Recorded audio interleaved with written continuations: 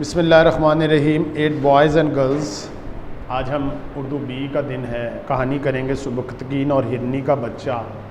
सफ़ा नंबर 161 और 162 पर है। आसान सी कहानी है। अफ़गानिस्तान का एक इलाका गज़नी कहलाता। सुबुक्तगीन इस इलाके का सरदार था। मैं वैसे आपको कहानी सुना देता हूँ, इसमें से आप याद कर लीजिएगा। वो शिकार का बहुत शौकीन था। एक दफ़ा शिकार खेलने शाम के टाइम निकला। काफ़ी तलाश के बाद कोई शिकार ना मिला। सूरज को डूबते हुए देखा तो दिल में सोचा कि अब वापस चलना चाहिए। जब वापस हो रहा था, उसने देखा कि एक हिरनी अपने छोटे बच्चे को दूध पिला रही है। शिकारी जब शिकार को देख लेता है तो उसका सब्र जवाब दे जाता है। उसने अपना घोड़ा उसकी तरफ दौड़ाया। हिरनी तो ठीक थी, वो भाग गई, लेकिन बच्चा भी कमज़ोर था और वो भाग ना सका।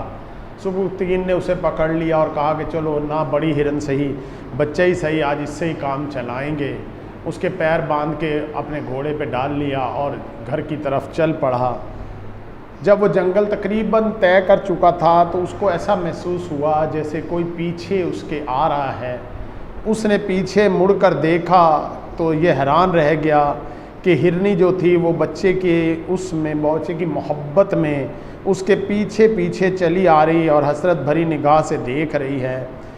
सुबुक्तगीन समझ गया कि हिरनी इस बच्चे की माँ है जो ममता से मजबूर होकर इसका पीछा कर रही है।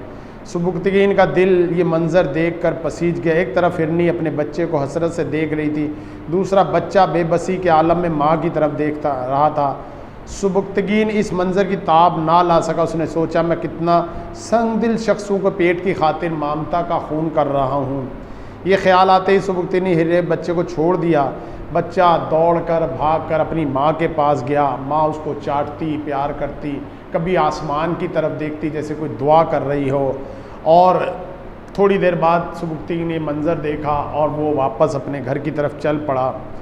सुबुक्तगीन के दिल से बोझ उतर चुका था, दिल में बहुत मसरूर था। ख़याली हाथ जाने का उसे कोई अफसोस नहीं था। रात को ख्वाब में रसूल अकरम सल्लल्लाहु अलैहि वसल्लम ने सुबुक्तगीन को इस रहमदिली के सिले में गज़नी की बादशाहत की बशारत दी। चुनाचे जल्द ही सुबुक्तगीन गज़नी का बादशाह बन गया। सुल्तान महमूद गज़नवी इसी का नामवर फ़र्जंद था, जिसने एक ज़बरदस्त सल्तनत कायम की जो दुनिया के बेहतरीन मुसलमान बादशाहों में शुमार होता है।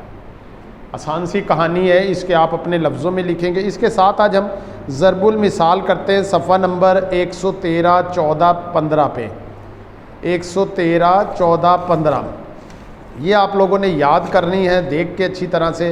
ये आम के आम गुठलियों के दाम, ये आपको इम्तिहान में ज़रबुल मिसाल लिखी भी आएगी और इनके मायने पूछे जाएंगे कि इनके मायने, तो आपने इनके मायने याद करने। जैसे आम के आम गुठलियों के दाम, दोहरा फ़ायदा, हर तरह फ़ायदा ही फ़ायदा, आसमान का थूका मुंह पर आता है, बुज़ुर्गों की तौहीन से अपनी ही बेइज्जती होती है।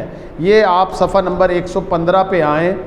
डूबते को तिनके का सहारा, यहाँ तक जो शख्स मुसीबत में मुब्तला व थोड़ी सी मदद को भी गनीमत जानता है, यहाँ तक 114 वाले 115 के ये और 113 के भी थोड़े से ये हैं।